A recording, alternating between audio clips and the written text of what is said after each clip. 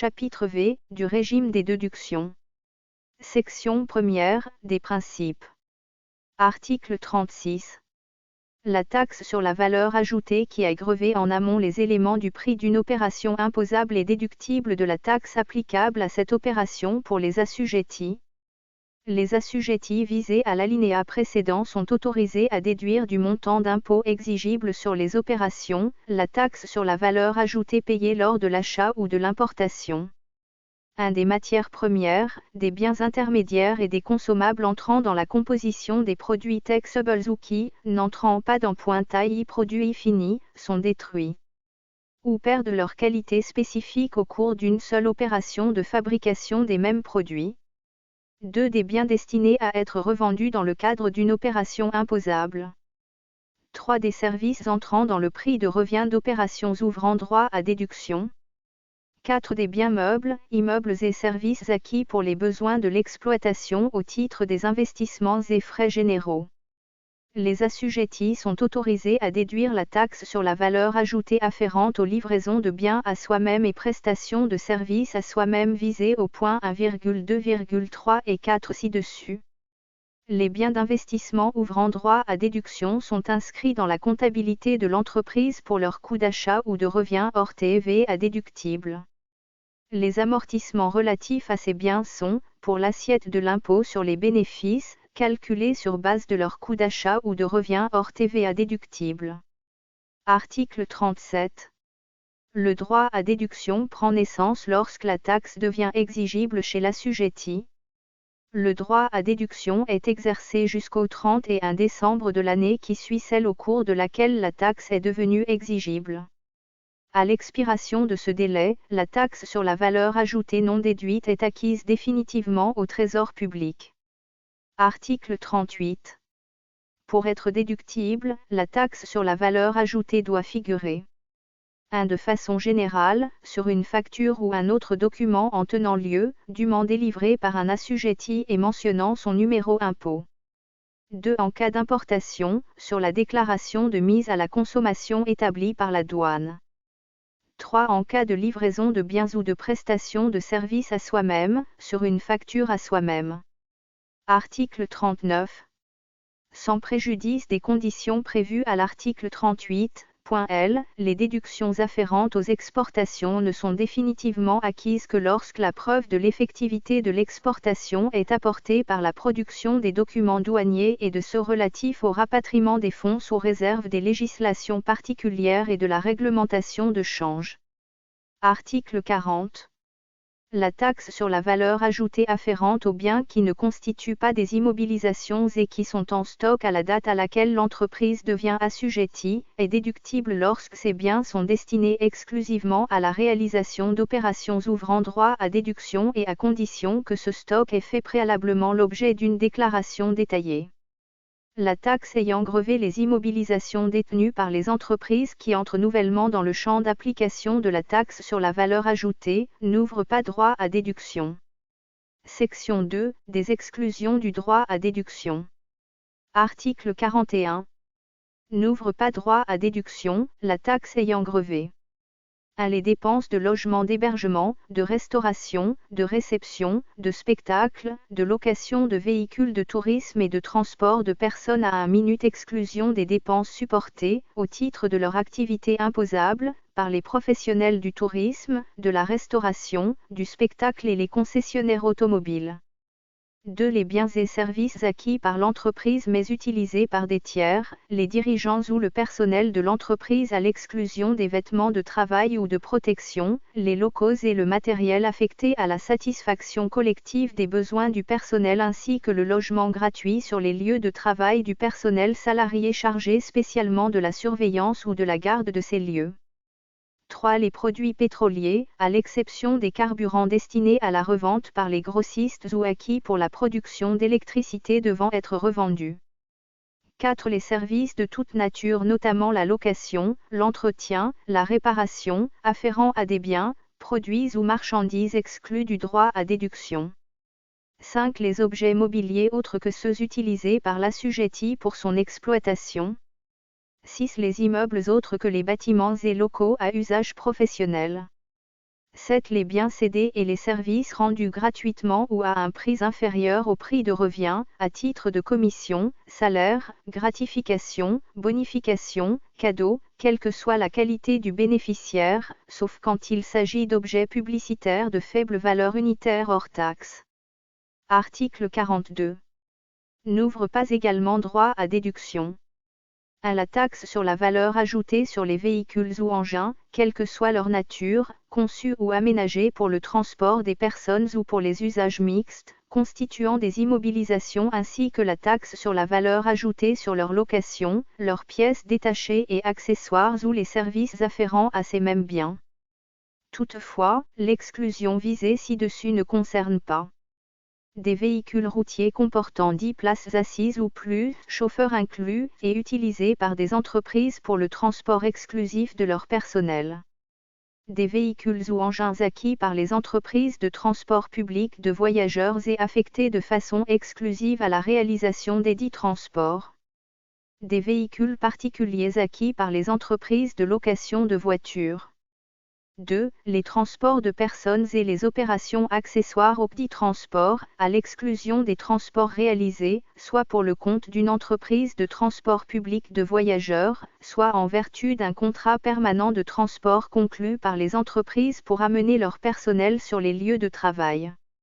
Section 3. De la limitation du droit à déduction ou du prorata. Article 43.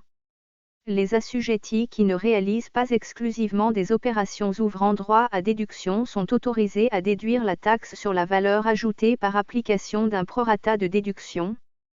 Ce prorata s'applique tant aux immobilisations qu'aux biens et services. Il est calculé à partir de la fraction du chiffre d'affaires afférente aux opérations imposables qui ouvrent droit à déduction. Cette fraction est le rapport entre le montant annuel des recettes afférentes aux opérations ouvrant droit à déduction de la taxe sur la valeur ajoutée, y compris les exportations et opérations assimilées, et le montant annuel des recettes de toute nature réalisées par l'assujetti à l'exclusion des cessions d'éléments de l'actif immobilisé, des subventions d'équipement, des indemnités d'assurance ne constituant la contrepartie d'une opération soumise à L taxe sur la valeur ajoutée. Et des débours. Les recettes s'entendent tous frais, droits et taxes compris, à l'exclusion de l'I, taxe sur la valeur ajoutée. Le montant des livraisons et des prestations à soi-même est exclu des deux tennis du rapport. Ces rapport exprimé en pourcentage est dénommé prorata. Il est arrondi à l'unité supérieure. Article 44. La déduction est de 100% si le rapport est supérieur à 90%.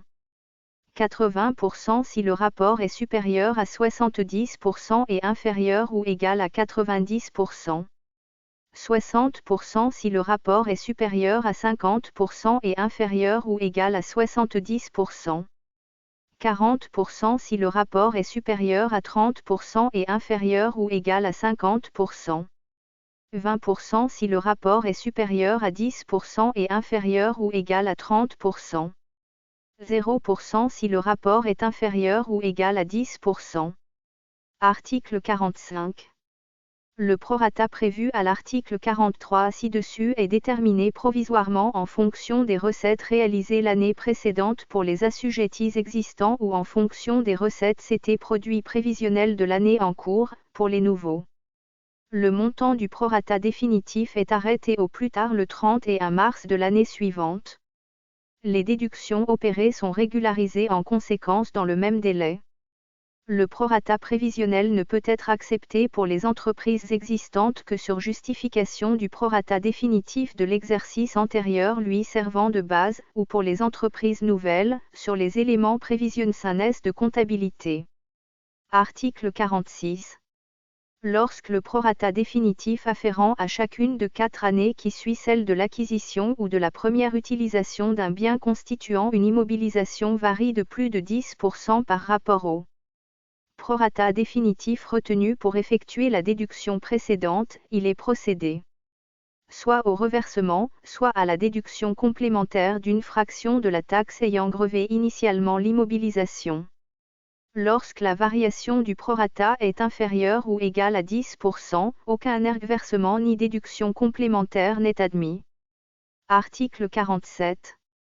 Les dispositions des articles entre 43 et 44 ci-dessus s'appliquent également aux redevables qui cessent leur activité ou qui perdent la qualité d'assujettis. Article 48. Pour l'application des articles 43 à 45 ci-dessus, l'année au cours de laquelle ont lieu l'acquisition ou la cession des biens, le début ou la cessation d'activités ou la perte de la qualité de redevable est comptée pour une année entière. Article 49. Lorsqu'un assujetti exerce des activités qui ne sont pas soumises à des dispositions identiques au regard de la taxe sur la valeur ajoutée, il peut être tenu compte des secteurs distincts d'activité. Le bénéfice de cette option doit être expressément demandé à l'administration des impôts par le contribuable avant le 31 janvier de l'exercice de l'option ou au plus tard dans les 15 jours du début de l'activité imposable. Cette option est subordonnée à la tenue de comptabilité séparée par secteur d'activité. Dans ce cas, la taxe sur la valeur ajoutée est intégralement déductible ou non selon le secteur d'activité. L'option est irrévocable, le non-respect des conditions définies remet en cause l'option et le prorata est applicable de plein droit. Section 4, des régularisations. Article 50. L'assujetti est redevable d'une fraction de la taxe antérieurement déduite, en cas de sortie des actifs de l'entreprise d'un bien ayant fait l'objet d'une déduction au titre d'immobilisation, qu'en l'absence de cette sortie, en cas, soit de modification de la situation de ce bien au regard du droit fi-déduction, soit de changement de réglementation, soit de changement d'utilisation du bien avant la fin de la 4e année, suivant celle de l'acquisition, pour les biens meubles, ou avant la fin de la 19e année suivant celle de l'acquisition, pour les immeubles. La fraction visée à l'alinéa ci-dessus est égale au montant de la déduction, diminuée, selon le cas, d'un 5e ou d'un 20e par année ou fraction d'année depuis l'acquisition des biens. En cas de cession, si le bien constitue une immobilisation pour l'acquéreur, ce dernier peut opérer la déduction de la taxe sur la valeur ajoutée correspondant au montant reversé par le vendeur au titre de la régularisation, à condition qu'il soit lui-même assujetti à la taxe sur la valeur ajoutée. Cette déduction est subordonnée à la délivrance par le vendeur au bénéficiaire d'une attestation mentionnant le montant de la taxe reversée. Le reversement de la taxe sur la valeur ajoutée initialement déduite est intégralement exigé en ce qui concerne les services et biens ne constituant pas des immobilisations lorsque ceux-ci ont été utilisés à des opérations non soumises à la taxe sur la valeur ajoutée. Article 51. En cas de vente à perte, la déduction de la taxe sur la valeur ajoutée ayant grevé l'achat de biens est limitée au montant de la taxe sur la valeur ajoutée due sur la vente. La déduction initiale, dans ce cas, doit donc être régularisée à due concurrence. Le reversement de la taxe sur la valeur ajoutée déduite doit également se faire dans les cas de disparition ou de changement d'affectation des biens ou produits destinés à l'exploitation.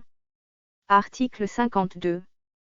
La taxe sur la valeur ajoutée acquittée à l'occasion des ventes ou des services qui sont par la suite résiliés, annulés ou restent impayés peut être récupérée par voie d'imputation sur l'impôt dû pour les opérations faites ultérieurement. Pour les opérations annulées ou résiliées, la récupération de la taxe acquittée est subordonnée à l'établissement et à l'envoi au client d'une facture nouvelle ou note de crédit annulant et remplaçant la facture initiale.